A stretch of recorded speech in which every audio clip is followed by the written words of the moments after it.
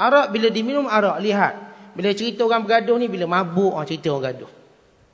Bila cerita penyokong bola sepak di Eropah, gaduh-gaduh sebab mereka mabuk-mabuk minum arak.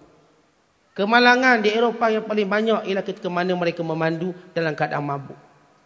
Tuan-tuan, di situ kita nampak arak. Kalau betul arak tu bagus, kita boleh minum dan kita mandu selamat. Tapi yang minum arak, akhirnya bila mandu tak selamat. Bahkan dia berjalan pun tak boleh betul. Bagaimana Islam boleh menghalalkan benda macam tu? Islam mengharamkan. Seorang minum arak suruh dia berjalan dari sini ke pintu sana. Akhirnya dia keluar pintu satu lagi. Dia tak boleh berjalan straight. Bagaimana dia nak kawal isteri dan anak-anak? Bagaimana dia nak jaga diri dia? Dia tidak boleh memandu keretanya untuk sampai depan tu. Melainkan masuk longkang, langgar orang lain. Lihat mafsadahnya. Islam mengetahuinya. Ketika mana mereka cuba nafikan. Tuan-tuan, di seluruh dunia mereka cuba berperang dengan perintah Allah pengharaman arak. Termasuk negara-negara Islam. Negara Islam di tempat pengeluaran arak. Kita sendiri banyak mana kilang arak. Kita tuan-tuan banyak mana kilang arak. Seperti kita cuba lawan. Seolah-olah arak ni tak ada apa-apa. Dalam majlis-majlis komersial, dalam majlis-majlis besar, dihidangkan arak. Dalam pertandingan dituangkan arak. Mana-mana F1 ke, secara terang-terang, digoncang arak, dibasuhkan semua arak. Termasuk orang Islam berada sekeliling. Seolah-olah mereka nak kata, tak ada masalah dengan arak.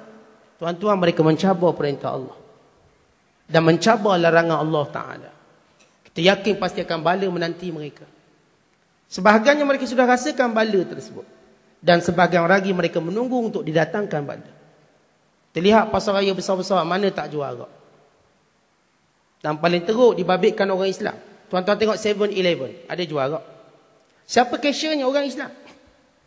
Bukan sekadar cashier, dia akan pindahkan botol-botol arak itu, masukkan dalam peti, pindahkan. Bukankah Nabi menyebut golongan yang dilaknat ialah yang membawanya, yang menjualnya? Maka jadilah anak-anak muda kita, tuan-tuan lelaki dan perempuan, dilaknat oleh Allah Ta'ala kerana menjual arak. Di 7-Eleven. 7-Eleven kedai 24 jam yang ada jual arak. Tuan pergilah 7-Eleven yang tak ada jual arak. Tak ada, semua arak. Walaupun di tempat orang Islam, walaupun penjaganya Islam, tidak ada sensitiviti itu. Di Tesco, di Giant, di Masli, di pasar besar-besar, seolah dia mencabar.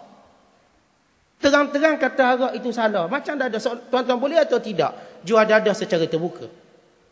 Undang-undang kata tak boleh, polis datang, rampas, tangkap. Kenapa arak tidak? Ia benda yang sama. Arak lagilah dengan nas.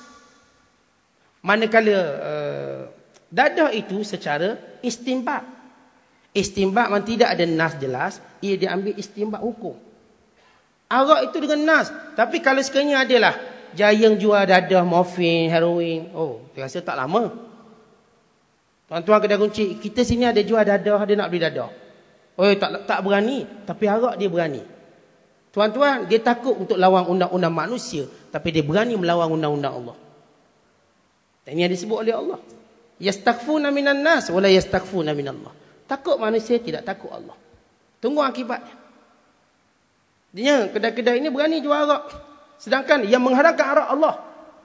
Walau undang-undang tidak mengharamkan, Allah mengharamkan. Manakala dadah pula yang mengharamkan, oh, kerajaan, pemerintah. Tak benar kan? Oh, itu kita takut. Bawa sikit pun takut. Tapi arak tak ada orang takut.